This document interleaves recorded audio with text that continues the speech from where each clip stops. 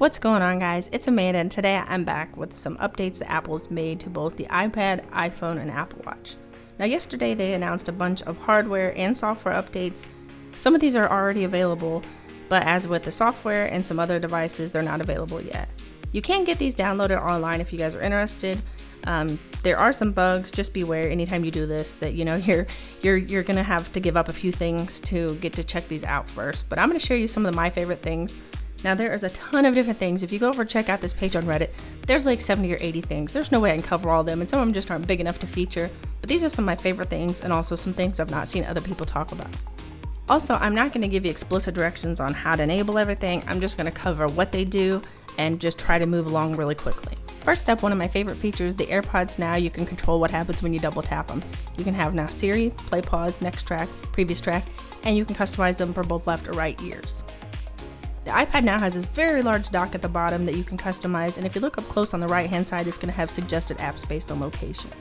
Apple has finally allowed us to customize Control Center. You can add or remove items. You can also rearrange them. Now, if I just stop my screen right here, you can see that some of mine are overlapping. This bug is only found on this device. My other screen is cracked, but it does not have this bug, and my iPad does not have this bug. Also, you can force touch, which you could before. Everybody acts like it's new. You could always force touch on the flashlight before, but now you can, and it has 4 adjustments versus 3, and it looks different on the screen. Also, all these settings are force touchable, which is so awesome to have that addition. On the iPad, we now have a setting to allow your Apple Pencil on the lock screen. You can turn it on or off. Also, you can switch on or off only draw with Apple Pencil versus like flip pages or scroll, I guess. Also, any device now, when you swipe down, it's going to activate the lock screen.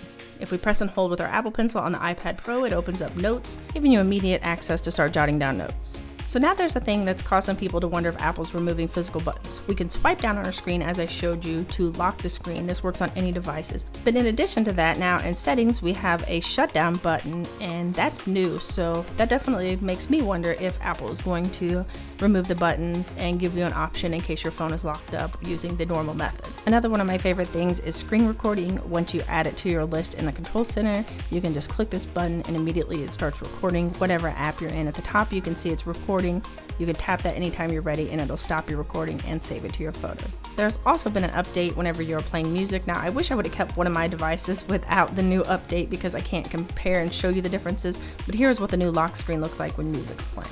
The next update so far is only working in Safari. Other users have said that this is supposed to work phone-wide, but you have a new HUD for the volume up at the top and also new media controls whenever you're watching movies. Again, only so far working in Safari.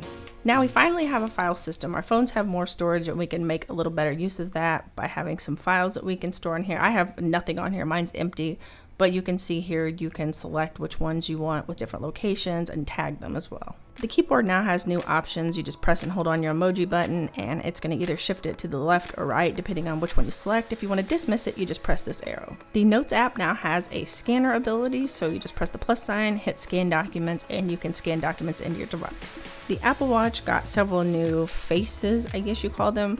Here is the Siri one. Also, there's a kaleidoscope one. You have some adjustments. You can make any of these. You can make them from photos, different things like that. They also have some new Toy Story ones, which are basically like the Mickey ones with Toy Story characters. Within the camera app, if you hold your phone level, face down, flat, I guess, mine's on my desk, which has already been leveled, but if we pick it up here, you can see these crosshairs moving to help you level things.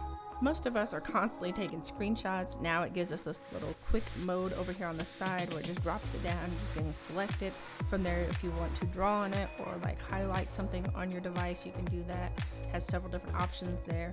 Also, if you hit this little arrow, you can send it or save it, different things like that. If you don't want to do that, you just hit done and then it gives you the option to delete it. Back over on the iPad, or at least iPad Pro, if you swipe up on any page, you can have an app open and you can just click and hold and drag. They have this new drag and drop feature, and I think they call it slide over, and you can just open up a secondary app there. This is really great. Also, you can now drag and drop items here. I'm dragging one from my email and saving it to my device in the files. On the iPad now are, I guess it's called your recents. If you double tap or swipe up, it's going to bring up this page and it's completely redesigned, and If you look, there's these thumbnails, and now they're in portrait or landscape based on the orientation of which you had the app whenever you had it open. Also, just as a quick note, this was recorded using the screen record on the iPad Pro, so that gives you a little demo of exactly what it looks like and the quality you can expect. Also, if you are in slide over mode and you exit out of an app, you can see here in the recents, if you reopen it through that, it'll open it also again in slide over mode. If you find yourself needing a QR reader, just open up the camera app and it'll automatically scan it and also bring up the website with the info. The messaging app got several new updates. Now, whenever you're in a message at the bottom, you have all these different little things you can scroll through. I'm just gonna open up Google Maps here. They've also added Apple Pay. While that loads, I'm gonna tell you some other things that you can do there, but I believe you both have to have Apple Pay. I'm not really sure. I know some people don't have that feature, so I think it's because you have to be texting someone that has it. But also here, if you just type out a message, you can go to all the effects, and now you have this new one where it just blasts it all over the screen. And last but not least, now whenever you're making a phone call, your AirPods are located on your screen and you can just tap it and switch from there. So again, guys, sorry I couldn't cover everything. I hope you guys found this video useful though. Thank you guys for watching, and I'll see you guys in the next one.